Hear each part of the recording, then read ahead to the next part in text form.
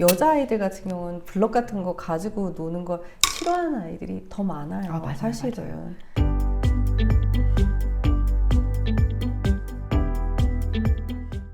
안녕하세요. 오만과 편견 시청자 여러분. 오늘도 저희 채널을 찾아주셔서 감사합니다. 환영합니다. 네, 오늘 여러분들과 함께 나누어 볼 주제는요. 요즘 초등학생들 사이에서 너무나 핫한 그러나 엄마들은 걱정 일색인 그러한 주제를 가지고 왔어요. 당근칼에 대한 이야기인데요. 모르는 분들, 어른들은 진짜 모르시는 분들도 많더라고요. 네. 예, 그 초등학생들 사이에서 굉장히 유행하는 칼 모양의 장난감이고요. 왜 당근칼인지는 이따가 실물을 보시면 더 잘 아실 수 있을 거예요. 당근칼에 대해서 이게 유해하다 이래가지고 교육청에서 당근칼을 규제를 한다라는 그런 소식을 듣게 됐어요. 이거에 대해서 우리가 한번 이야기 나눠볼까 하는데요. 당근칼을 한번 보면서 얘기를 나누면 좋을 것 같아요. 그렇죠. 네, 그게 저희가 당근칼을 맞아요. 준비했습니다. 그게 좀 더 실제적일 것 같아요. 네, 보시겠습니다. 짜잔, 저희가 당근칼을 준비했습니다. 네. 자, 보세요. 먼저 보세요. 당근입니다. 너무 귀엽지 않아요? 네, 또 다른 당근칼 한번 소개해 드릴 텐데요.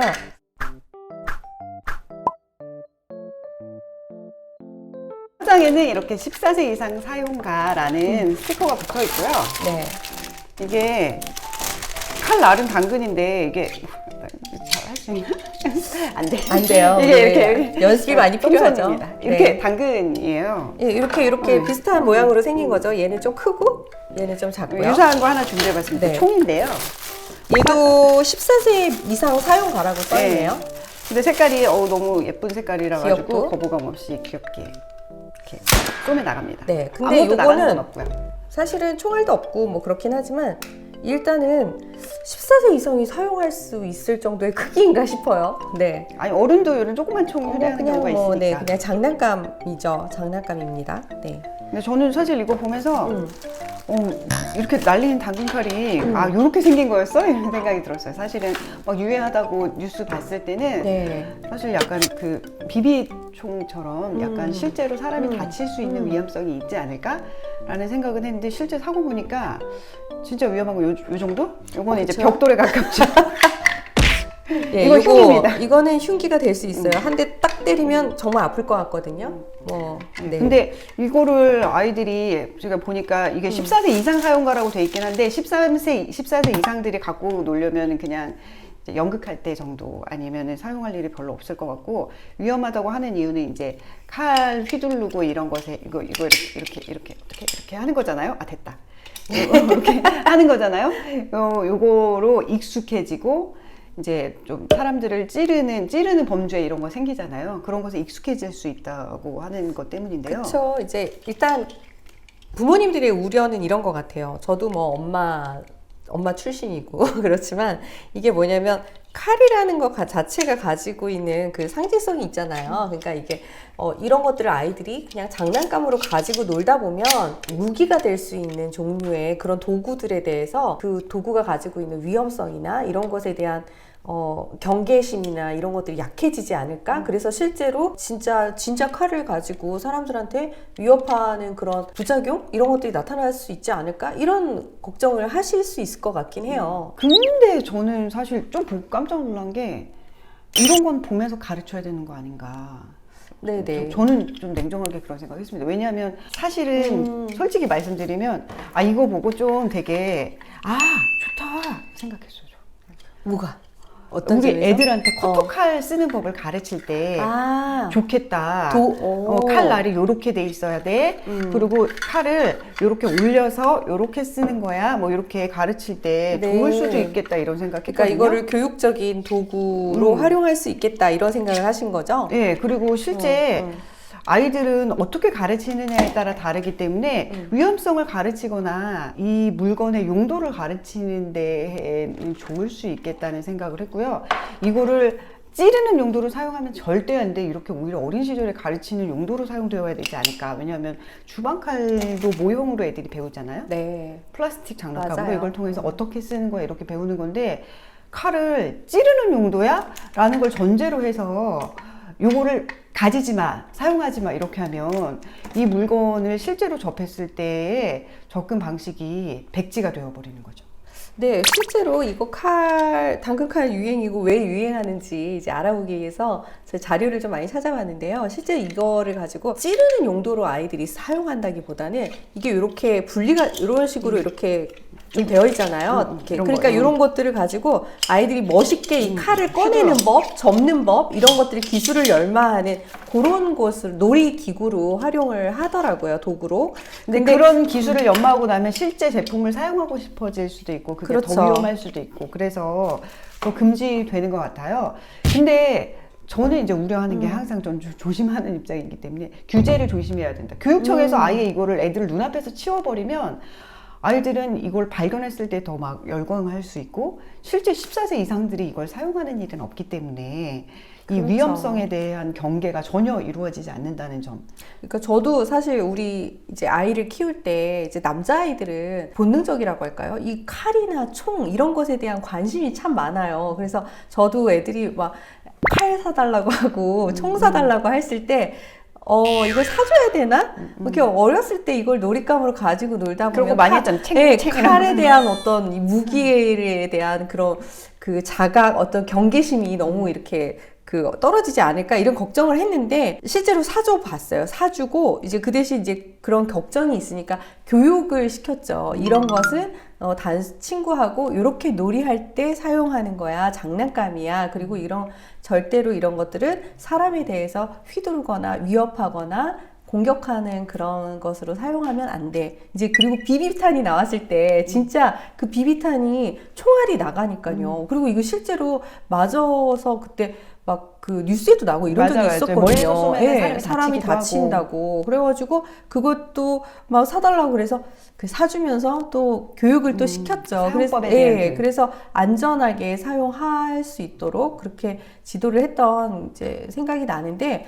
근데 저는 네. 여기서 사실 좀 깜짝 놀란 게 아이들이 총이나 칼을 사달라고 하는구나.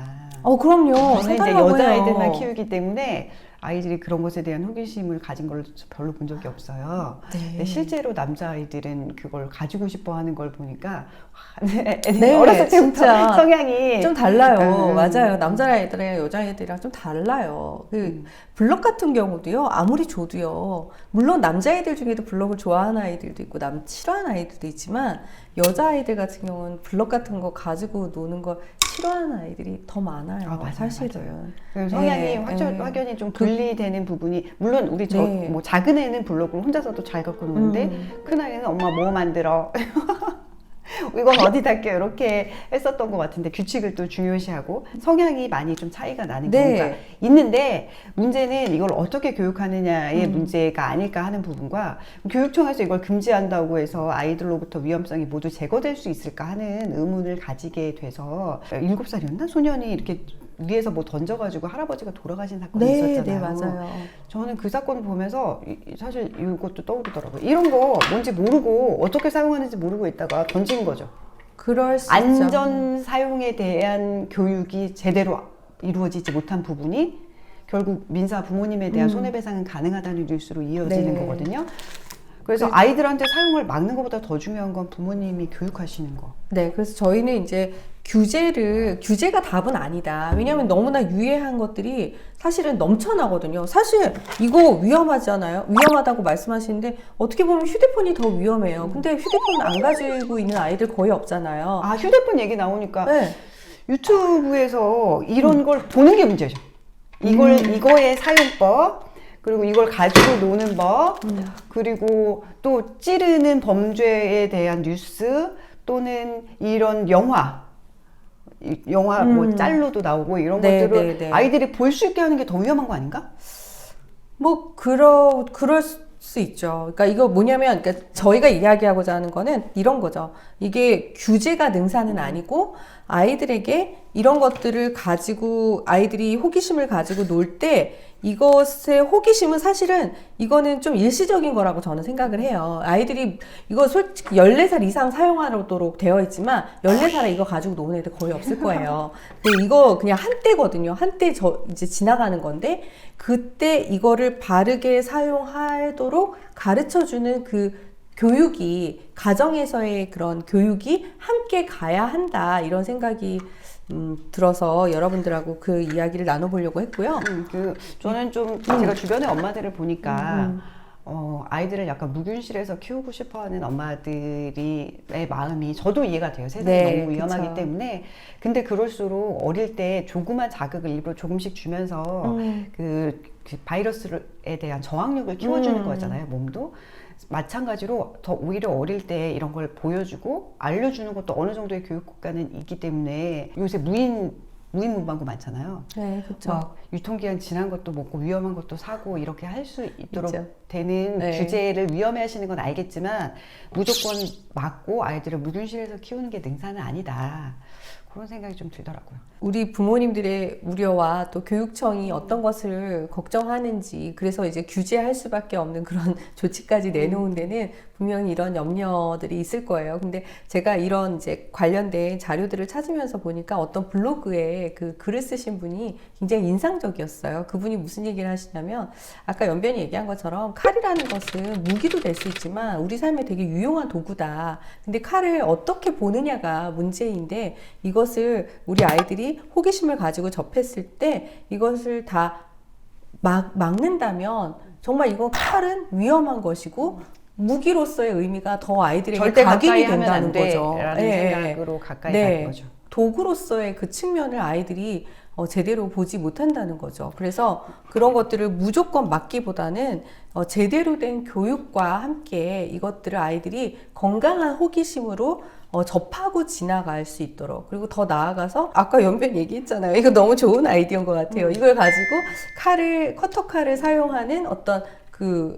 이제 연습하는 실습용 도구처럼 한번 아이들 사용해 보도록. 우려가 들어요. 아, 그래도 애들이 당근을 그렇게 안 좋아하는데 이거.